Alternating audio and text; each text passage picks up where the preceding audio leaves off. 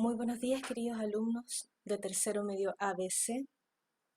Estamos todavía trabajando en la unidad 1, la estética de la recepción y el efecto estético, enfocados en el objetivo de aprendizaje 1, emanado por los objetivos prioritarios del Ministerio de Educación, de formular interpretaciones sugeridas de los análisis literarios, considerando la contribución de los recursos literarios, narrador, figuras literarias, tipos de mundo, y las relaciones intertextuales que se establecen con otras obras leídas y con otros referentes de la cultura del arte.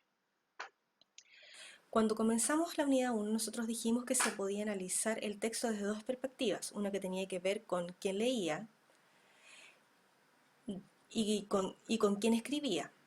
Con respecto al fondo, se refiere a lo que se intenta referir el autor, es decir, el contenido de la obra literaria. Y en cuanto a la forma, es cómo se dice o expresa el contenido de la obra literaria, y para ello hace uso de recursos estilísticos que el autor selecciona para intencionar la interpretación del lector.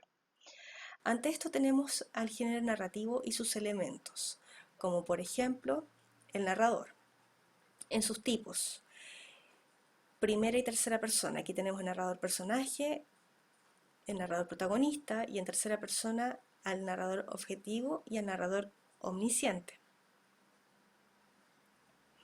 Con respecto a los personajes, están de acuerdo a cómo se caracterizan dentro de la historia como personajes principales, secundarios, episódicos, que son los que intervienen una sola vez, y de acuerdo a cómo se comportan en la historia, si es que evolucionan o no. Con respecto al ambiente tenemos un lugar físico, un lugar psicológico y social. Todo eso nosotros lo podemos deducir del relato.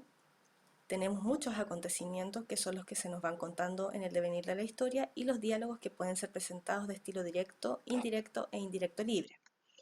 Con respecto al tiempo narrativo, presentan anacronías. Cuando son hacia el pasado se llaman analepsis y se dividen en dos tipos: el flashback, que es el retorno al pasado por un breve instante, y el raconto, que es un retroceso de carácter extenso. La prolepsis a su vez se divide en flash forward, que es un salto al futuro brevemente, y la premonición, que es un salto al futuro de manera extensa. Podemos disponer el relato de tres formas. Ab ovo va a ser todo aquel relato que parte desde el inicio y sigue la lógica causa y efecto, y media res es el que parte por la mitad y luego se narran los hechos que ocurren antes y después del hecho por el que se comenzó, y el in extrema res es el que parte por el final y luego se narran los hechos anteriores. En la guía pasada estuvimos hablando sobre los tipos de mundo y los dividimos según la realidad representada y según el efecto perseguido. Según la realidad representada tenemos el mundo cotidiano, que se caracteriza por la fidelidad a la realidad representada. Es la representación generalmente de una época o una comunidad determinada.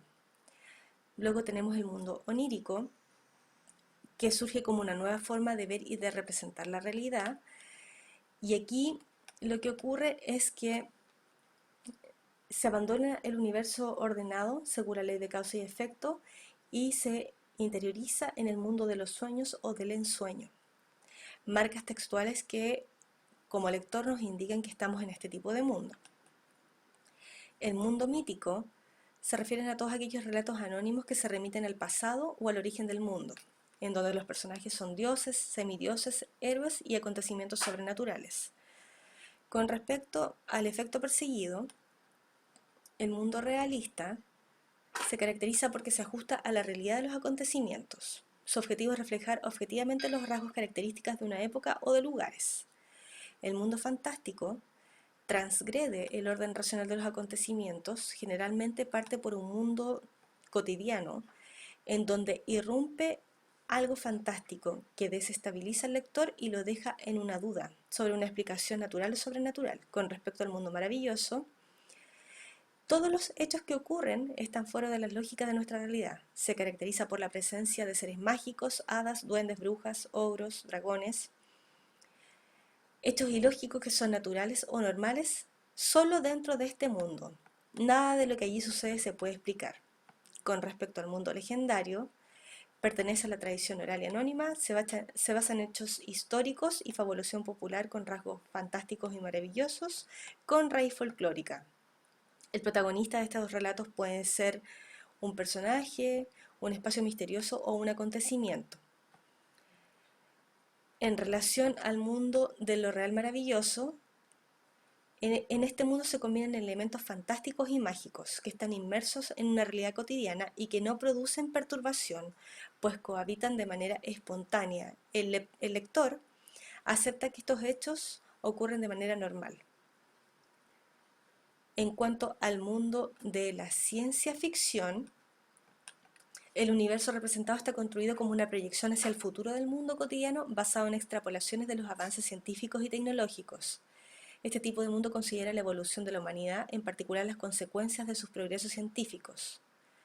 Los escritores de ciencia ficción imaginan historias plausibles, ficciones que en un sentido podrían aproximarse a los hechos y a los desarrollos científicos. En relación al mundo utópico, es aquel que refleja un mundo o una sociedad ideal o perfecta, y generalmente propone modelos sociales, nacionales y culturales. Y en relación a la antiutopía o distopía, una de las críticas que surgen en el siglo XX con respecto a las utopías es que la felicidad y la virtud que se pretende alcanzar son aseguradas por un control permanente de los ciudadanos en todos los aspectos de su vida, tanto pública como privada. En este sentido, las utopías podrían conducirnos a un estado totalitarista de carácter real o potencial. El temor que genera una sociedad totalitaria y controladora da origen en las antiutopías o distopías, cuyo planteamiento reside en el deseo de instaurar la perfección, puede llevarnos finalmente a su contrario. Un ejemplo de este tipo de libros es Un mundo feliz de Aldous Huxley. Para tener en cuenta, con respecto a cómo interpretar las obras. El fondo puede corresponder a una interpretación que tú mismo, como lector, hiciste de la obra. Por ejemplo, afirmar que cierto poema trata sobre el amor no correspondido de un hombre hacia una mujer que murió, o que pertenece a un determinado tipo de mundo. Sin embargo, recuerda que esa interpretación igualmente debe confirmarse a partir de las pistas textuales. Un lector jamás debe intentar sobreinterpretar el texto saliéndose de este, porque en el fondo estaría respondiendo a lo que su imaginación estaría manifestando y no necesariamente a lo que el lector quiso manifestar en el texto. Es todo por esta semana, queridos alumnos. Recuerden que la próxima semana tenemos la evaluación del libro Fahrenheit 451. Para ello vamos a realizar un podcast que puede ser realizado individualmente, en pareja o hasta 4 personas.